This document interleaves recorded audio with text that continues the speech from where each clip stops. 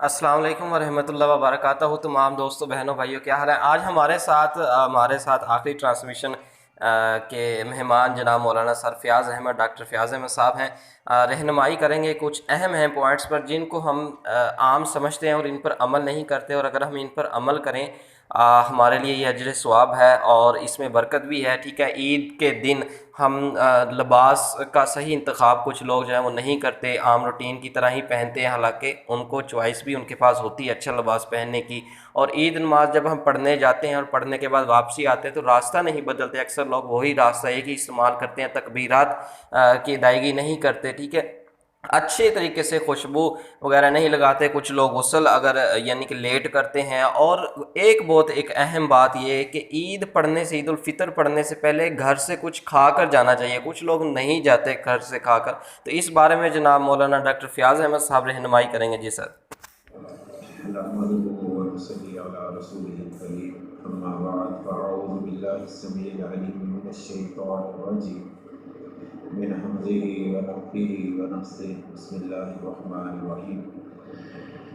रमज़ान मुबारक का आखिरी आज दर्स इंशाअल्लाह, उसके बाद पीर वाले दिन से तर्जुमा क्लास जो है दोबारा शुरू होगी। तो रमज़ान से पहले जहाँ तक हमने पढ़ा था उससे आगे आखिरी जो दर्स है आज का ईद के हवाले से, इसमें चंद बातें जो हैं वो याद दहानी के तौर पे हमारे जहन में होनी चाहिए ताकि हम सुन्नत के मुताबिक ईद गुजारने वाले बने।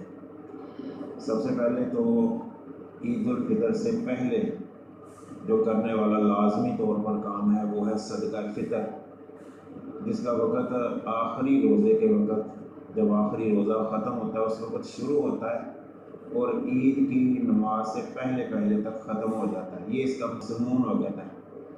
पिछले दिनों इसके बारे में काफ़ी वज़ाहत से बयान हो चुका, मुख्तसरन अब इसके बारे में। ईद उल फितर से पहले पहले जो सदका फितर है, ये हमारे रोज़ों की कमी कोताही जो हमसे हो जाती है उसके कफ़ारे के लिए अल्लाह ताला ने हमारे लिए रखा है।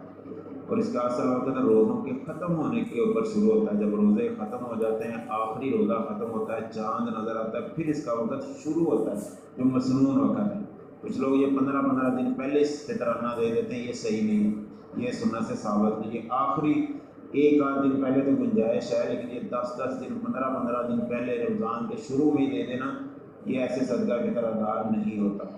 तो ये कल असल में इसका वक्त 1-2 दिन पहले की गुंजाइश है। बुखारी शरीफ की रिवायतों के तहत कुछ सहाबा के नाम अजमाई वो 1-2 दिन पहले भी सदका फितर अदा कर दिया करते थे। इसलिए आज 29वां रोज़ा है, आज से समझ लें आप सदका फितर अदा कर सकते हैं, इसके बारे में गुंजाइश है। असल वक्त बहरहाल वो ईद उल फितर का जब चाँद नज़र आ जाता है उस वक्त है।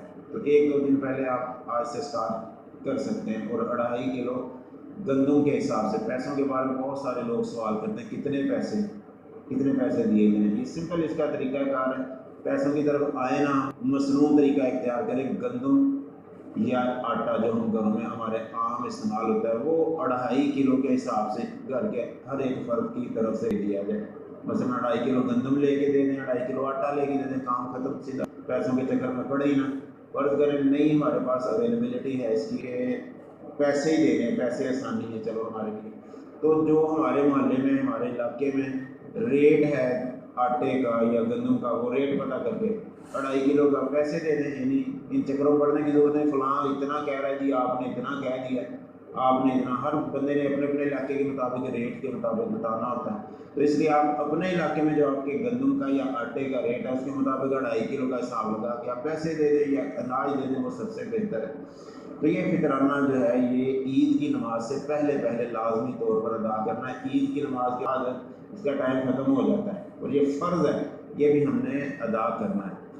ईद वाले दिन करने वाले काम, ईद वाले दिन हमने गुस्ल करना है जो सुन्नत तरीका है, और अच्छे बेहतरीन कपड़े पहनने। कुछ लोग यहाँ पे, कई लोगों को देखने में आता है ऐसा है कि आगे पीछे बड़े अच्छे वेल ड्रेस होके रहते हैं, ईद वाले दिन जी सादा ही ठीक है। नहीं, ये सादगी यहाँ पे नहीं, यहाँ पे सुन्नत है कि हमने ईद वाले दिन अच्छे कपड़े पहने। नहीं भी नहीं फ़र्ज करें, हमने सिलवाए, हमारे पास तो अच्छा लिबास है, हमारे लिबासों में से उसका हम इंतखाब करें कि आज ईद का दिन है, हम बेहतरीन लिबास पहने।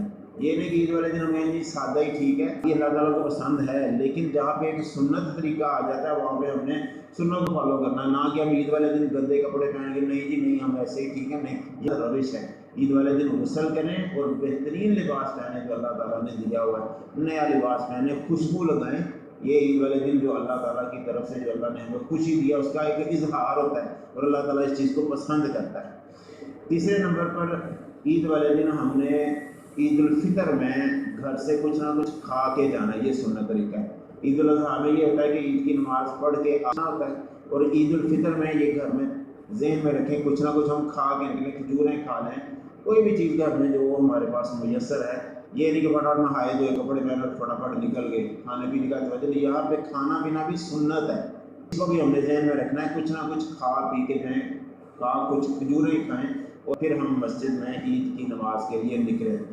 چوتھے نمبر پر کہ عید سے راستے سے ہم نے جانا ہے عیدگاہ میں، واپسی پہ راستہ تبدیل کریں، یہ بھی نبی کریم صلی اللہ علیہ وسلم کی سنت ہے، اس کا بھی ہم خیال رکھیں کہ جدھر سے ہم مسجد میں گئے یا میدان میں گئے جہاں پہ بھی ہم نے عید کی نماز ادا کرنی ہے، واپسی پہ تھوڑا خواہ میں ایکسٹرا چلنا پڑ جائے راستہ تبدیل کر لیں، یہ سنت طریقہ ہے، راستہ کا بھی تبدیل کریں لازمی طور پر۔ اس سے اگلی بات عورتوں کا عیدگاہ میں جانا۔ عام حالات میں یہ پہلے کئی دفعہ مسئلہ بیان ہو چکا ہے کہ عورتوں کی نماز مسجد کی نسبت گھر میں افضل ہے۔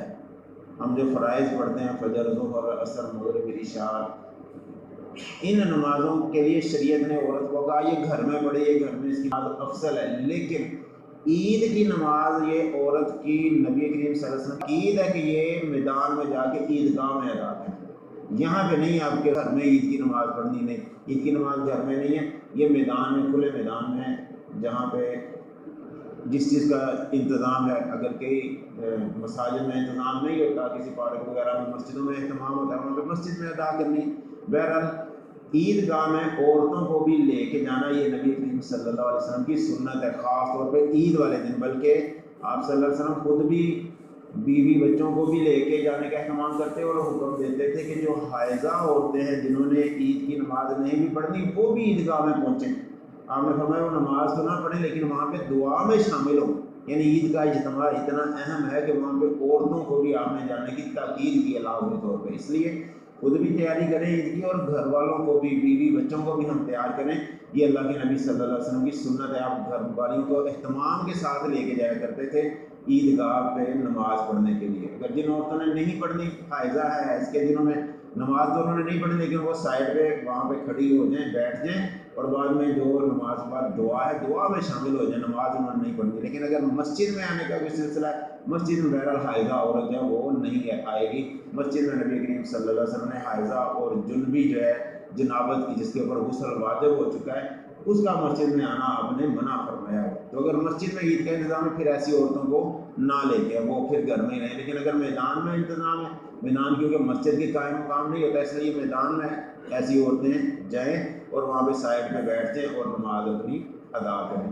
یہ خاص طور پہ جو موٹی موٹی باتیں عید کے ضمن میں ہیں وہ ہمارے ذہن میں رہیں تاکہ اس کے مطابق ہم عید سنت کے مطابق گزاریں۔ اگلی بات ایک اور، تکبیرات کا اہتمام کریں لازمی طور پر، اللہ اکبر، اللہ اکبر، لا الہ الا اللہ، واللہ اکبر، اللہ اکبر وللہ الحمد۔ اور بھی کچھ روایتوں میں الفاظ مختلف آتے ہیں، یہ مشہور الفاظ ہیں جو عام طور پہ بولے جاتے ہیں جاتے ہوئے آتے ہوئے عید والے دن، اللہ کی کبریائی کے بڑائی کے جملے ہیں، یہ ہم ادا کرتے ہوئے جائیں۔ غریبوں کا بھی، مسکینوں کا بھی خیال رکھیں گے، صدقہ کی طرح سب میں مسکینوں کا ہی خیال رکھنے کا اللہ تعالیٰ نے ذریعہ بنایا، فطرانہ جو ہے ان کا بھی خیال رکھیں۔ عید والے دن خود ہم جب اچھے کپڑے پہنیں، اچھا کھانا کھائیں، غریبوں مسکینوں کا بھی خیال رکھیں تاکہ وہ بھی ہمارے ساتھ عید کی خوشیوں میں شامل ہو سکیں۔ اللہ ہمیں سنت کے مطابق سارے کام کرنے کی توفیق نصیب فرمائے۔